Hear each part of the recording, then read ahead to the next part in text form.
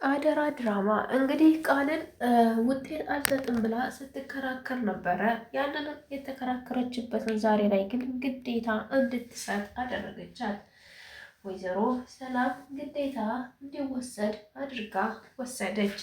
እሷ ግን አሁንም እምቢ ማለት ነበር የፈለገችው። ሽንቴ ልሽና ብላ ቃል ወደ ውጭ ወጣች። ወደ ውጭ ወጣችሁ ግን በኃይሉ ጋር ደውላ ልታወራ ነው። ዶክተሩ ቤት መጥቷል፣ ዲኤንኤ ሊወስድ ነው ብላ እሱንም ብትነግረውም ግን ላኪን ቃል ተንስታ እሷን ፍለጋ ወደ ውጭ ወጣች። ወደ ውጭ እንደወጣች እሱም በጣም ደነገጠ።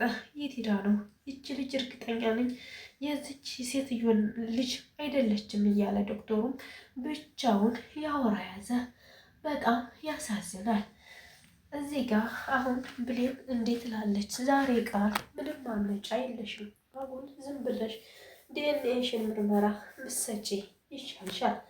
አለበለዚያ ግን ሰላም አምራለኝ ከዚህ በኋላ ምንም አትታገዝሽም።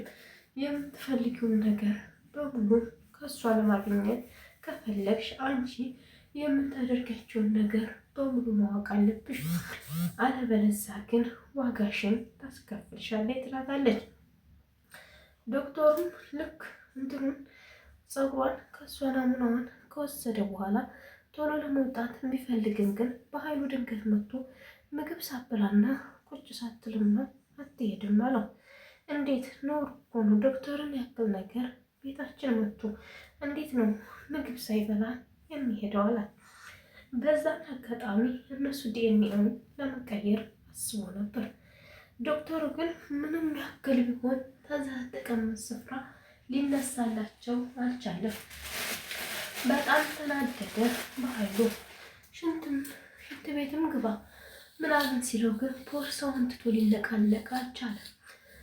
እሱ በጣም ተናደደ። እንዴት ነው ቦርሳውን ተሸክሞ የሚዞረው? ለምንስ ተሸክሞ ለመዞር ፈለገ? ይህ ሰውዬ ጠርጥሮናል እንዴ አላት ቃልን። አዎ ሽንት ቤትም ሲሄድ ቦርሳ ነው የሚሄደው፣ እንዴት ይቀይሩብኛል ብሎ ነው ብቻ ተጠራጥሮናል አለች ቃል ከሰርኩኝ እያለች በጣም ተናዳለች። የወይዘሮ ገነት ጓደኛ የወይዘሮ ገነትን ቤት ጋዝ አርገፍግፋ ልትለኩሰው ስትል ወይዘሮ ገነት ዘለቀች። ወይዘሮ ገነት ስትዘልቅባት ደንግጣ ተንቀጠቀጠች። ወይዘሮ ገነትም እኔ በሌለሁበት በቤቴ ምን ትሰሪያለሽ ስትላት ጠየቀቻት። እሷም እቤት ነሽ ብዬ እኮ ነው የመጣሁት ጓደኛዬ፣ እቤት ነሽ ብዬ ስመጣ የለሽም ልመለስ ነበር አሁን ስትላት እኔም በጣም ደነገጥኩ። እኔ ግን የገረመኝ ነገር እንዴት ጓደኛው ላይ እንዴት ይጨትናል? በጣም ይገርማል። ይቺ ጓደኛ ተብዬዋ እንግዲህ ወይዘሮ ገነትን ለማጥቃት ያላት ጉጉትና ያላት ፍላጎት በጣም የተለየ ነው። እኔ በጣም ያሳዘነችኝ ወይዘሮ ገነት ናት። ወይዘሮ ገነት በየዋህ ልቧ ጓደኛዬ ስትላት እሷ ግን ለገንዘብ ብላ ሸጠቻት።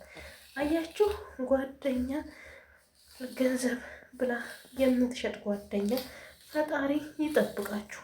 ጓደኛ ማለት ለእናንተ ለቤተሰቦቻችሁም ዋጋ ከፍላ ውጤት ላይ የምታደርስ እንጂ ወደታች ዝቅ የምታደርስ ጓደኛ አያደርስ ነው። እና ወይዘሮ ገነት በጣም ታሳዝናለች። ይህ ሁሉ በደል ካለፈባት በኋላ መልሳ በጓደኛዋ መበደል አያሳዝንም? በጣም ያሳዝናል። በኃይሉ አሁን ላይ ያደረገውን ማድረግ እንገራችሁ። በኃይሉ ይህንን ውጤት ሊቀይር ደፋ ቀና ከማለቱ የተነሳ እኔ ልንገራችሁ ህይወት ላይ በጣም አደጋ ነው።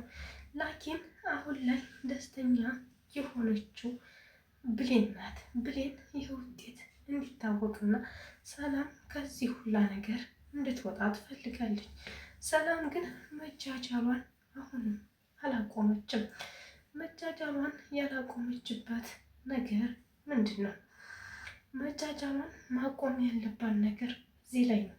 እኔ ልንገራችሁ ዛሬ ላይ ጓደኛ ምን ብላችሁ አትሆኑ። ሰላም ስለምን ማስተዋል አቃታት? ለምን ይህን ነገር አርቃ ማሰብ አቃታት? እንዴት ድጋሚ ልትጎዳ ትፈልጋለች?